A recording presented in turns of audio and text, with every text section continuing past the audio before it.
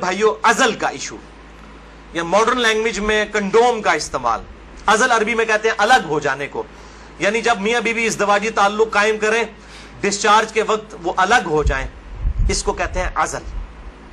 اور اسی کی ماڈرن فارم جو ہے وہ کنڈوم ہے. فیملی پلاننگ کے پوائنٹ آف ویو سے بھی استعمال کرتے ہیں.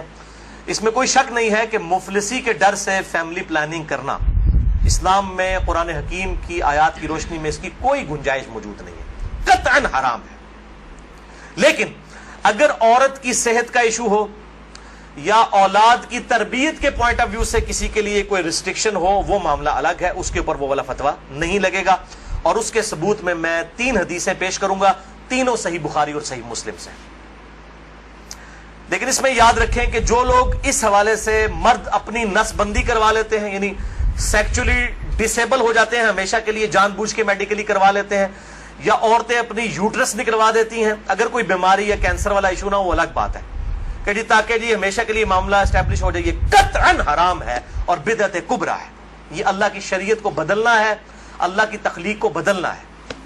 سورۃ النساء نمبر 119 کے تحت یہ قطعاً حرام اور شیطانی فعل ہے. کوئی مرد جو ہے اپنے آپ کو خصی کروا لے یا کوئی عورت اپنی یوٹرس اور ہم جو ہے وہ حمل کا جو ذریعہ ہے اس کا رحم اس کو نکلوا دے. البتہ ازل جو ہے اس کی اجازت ہے. اس کانٹیکسٹ میں 3 حدیثیں ہیں، تینوں بخاری اور مسلم سے. پہلی حدیث صحیح بخاری میں 5208، مسلم میں 3561 اور مشکات میں 3184 ہے کہ جابر بن عبداللہ کہتے ہیں رضی اللہ تعالیٰ عنہ کہ قرآن حکیم نازل ہو رہا تھا اور ہم اپنی بیویوں کے ساتھ ازل کیا کرتے تھے. اللہ تعالیٰ نے قرآن حکیم میں اسے منع نہیں فرمایا، اور جب نبی صلی اللہ علیہ وسلم کو ہمارے بارے میں خبر پہنچی کہ ہم ازل کرتے ہیں، یعنی بیویوں کے ساتھ جب صحبت کرتے ہیں تو ڈسچارج کے وقت الگ ہو جاتے ہیں تاکہ اولاد نہ ہو، تو نبی صلی اللہ علیہ وسلم نے بھی ہمیں منع نہیں فرمایا. نبی پہ تو واجب ہوتا ہے منع کرنا. اور یہ جابر بن عبداللہ وہ ہیں جو 74 ہجری میں فوت ہوئے ہیں. آپ صلی اللہ علیہ وسلم کے بعد بھی 62 ایئرز تک، 62 سال تک زندہ رہے ہیں، اور بخاری اور مسلم کی کئی احادیث کے راوی ہیں، اور 7 سب سے زیادہ 7 احادیث روایت کرنے والے صحابہ میں سے یہ ایک ہے، جابر بن عبداللہ انصاری رضی اللہ تعالی عنہ وعلیہ السلام. تو وہ کلیئر کٹ کہہ رہے ہیں نہ قرآن میں اس کی حرمت آئی، نہ نبی صلی اللہ علیہ وسلم نے ہمیں ازل کرنے سے منع کیا. دوسری حدیث بھی بخاری اور مسلم کی متفق علیہ حدیث ہے. بخاری میں 4138، مسلم میں 3544، مشکات میں بھی موجود ہے 3186 کہ صحابہ کہتے ہیں کہ ہم اپنی لونڈیوں کے ساتھ صحبت کیا کرتے تھے اور پھر ہم ازل کر لیا کرتے تھے. تو ہم نے نبی صلی اللہ علیہ وسلم سے عرض کیا کہ ہم اس طریقے سے ازل کرتے ہیں، الگ ہو جاتے ہیں، ہم نہیں چاہتے کہ ہماری لونڈیوں سے اولاد ہو. تو آپ صلی اللہ علیہ وسلم نے فرمایا کہ کیا حرج ہے کہ اگر تم اپنی بیویوں کے ساتھ ازل نہ کرو، کیونکہ جس جان نے دنیا میں آنا ہے قیامت تک کے لیے وہ تو آ کر رہے گی. لیکن آپ نے منع نہیں فرمایا. آپ نے فرمایا جتنے مرضی ہیلے بازی کر لو، جتنے معاملات مرضی کر لو، جس جان نے دنیا میں آنا ہے اس نے آنا ہے. اور وہی اگلی حدیث ہے تیسری صحیح مسلم میں 3556، مشکات میں 3885. ایک صحابی نے عرض کیا کہ ہمیں یہ چیز ناپسند ہے کہ ہماری لونڈیوں سے اولاد ہو.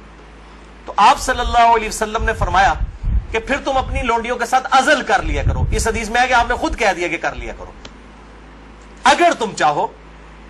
پھر آپ نے ساتھ ہی فرمایا لیکن جو جان مقدر ہے دنیا میں آنا وہ آ کر رہے گی. یہی ہوتا ہے وہ جناب وقفے کرتے رہتے ہیں، اکٹھے ہی 3 بچے ہو جاتے ہیں، پھر سارے کے ساتھ وہ کہتے ہیں پتہ ہی نہیں چلا. پتہ تو نہیں چلے گا، ظاہر ہے یہ معاملات تو اللہ کے ہیں. اور آپ کو بتاؤں یہ جو اولاد والا معاملہ ہے یہ خالصتاً اللہ تعالیٰ نے اپنے پاس رکھا ہے. کئی پیغمبر ہیں جو بے اولاد ہیں، اور سورہ شورا کے آخری رکوع میں آیا اللہ تعالیٰ جسے چاہتا ہے بیٹے دیتا ہے، جسے چاہتا ہے بیٹیاں دیتا ہے، جسے چاہتا ہے دونوں دیتا ہے، جسے چاہتا ہے بے اولاد رکھتا ہے. نبی صلی اللہ علیہ وسلم کی ساری بیویاں بے اولاد ہیں سوائے حضرت خدیجہ کے، یا ایک سیدہ ماریہ ہیں، ان سے ایک بیٹے ابراہیم پیدا ہوئے، وہ بھی فوت ہو گئے. آپ کی ساری اولاد حضرت خدیجہ سے ہے، باقی آپ کی بیویاں جتنی ہیں وہ بھی بے اولاد ہیں. کیا ان کو اولاد کی تمنا نہیں ہوگی؟ سیدہ عائشہ کو، سیدہ حفصہ کو ہوگی، لیکن یہ ایکسکلوسیو اللہ تعالیٰ کا ڈیسیژن ہے.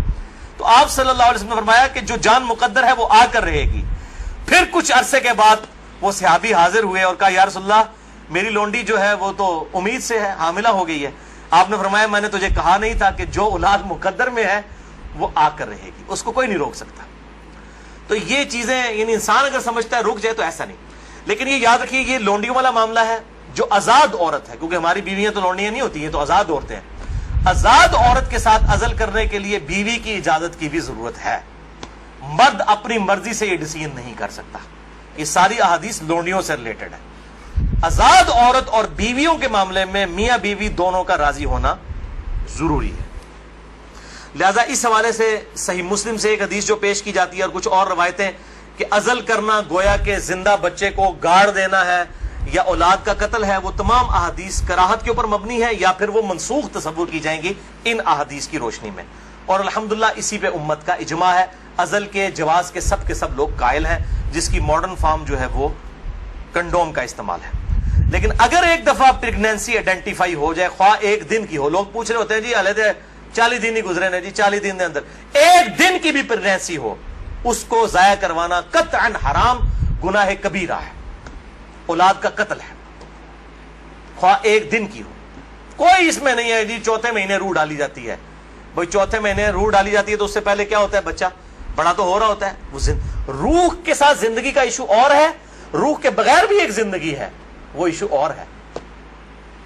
وہ بھی تو بچہ جو ہے ایک ایمبریو سے ایک جو ہے وہ جنین سے معاملات بڑھتے بڑھتے آگے جاتے ہیں، تو وہ بھی ایک زندگی ہے. روح کے ساتھ ایک اور زندگی ہے، روح کے بغیر بھی زندگی اس کے اندر موجود ہے. اسی لیے اگر مردہ بچہ بھی پیدا ہو تو راجح قول جامعہ ترمذی اور ابو داؤد کی حدیث کے تحت یہی ہے کہ اس کا جنازہ بھی پڑھایا جائے گا. اور لوگ کہتے ہیں جی زندہ پیدا ہوگا تو پھر پڑھایا جائے گا. مردہ بھی پیدا ہو ماں کے پیٹ میں تو وہ زندہ ہی تھا نا، ایگزسٹ تو کرتا تھا نا.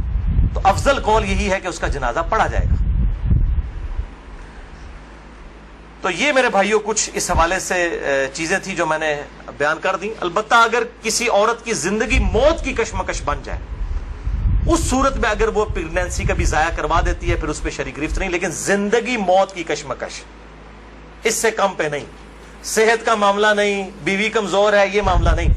واقعی زندگی موت کی کشمکش بن جائے تو پھر وہ اسی طریقے سے جو سورۃ النحل کے اندر آیا کہ اس وقت تو اگر کوئی کلمہ کفر بھی کہہ دے اور دل میں ایمان ہو تو اللہ تعالیٰ گرفت نہیں فرمائے گا. اور اس حوالے سے ہمارے پڑوسی ملک انڈیا کے اندر آج سے کئی سال پہلے، تقریباً 15 سال پہلے کی رپورٹ ہے کہ روزانہ 3000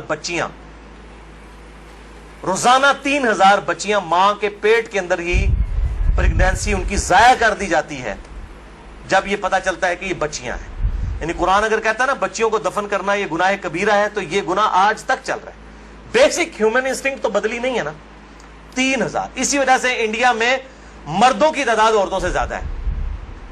ویسے آپ حیران کن بات آپ کو بتاؤں، اس سال پاکستان کی رپورٹ بھی آئی ہے. پہلے پاکستان میں 52% عورتیں تھیں اور 48% مرد تھے، لیکن اب مردوں کی پرسنٹیج عورتوں سے پاکستان میں بھی بڑھ گئی ہے. اور اس کی مین ریزن ہی یہی ہے.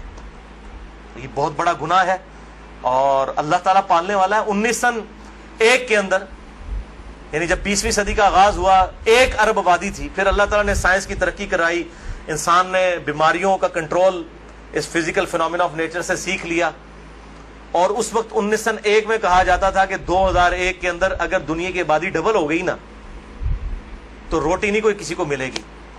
اس وقت 1 ارب تھی 100 سال پہلے، یا آج سے 116 سال پہلے. تو 100 سال کے بعد 2 ارب آبادی نہیں ہوئی ہے، 3 ارب بھی نہیں ہوئی، 4 ارب بھی نہیں ہوئی، 5 ارب بھی نہیں، 6 ارب بھی نہیں، 7 ارب آبادی ہو چکی ہے. لیکن زمین نے اپنے خزانے اگل دیے. آپ جدھر جائیں، میں قسم سے منڈی سے گزرتا ہوں، اتنا فروٹ ہے ختم نہیں ہوتا.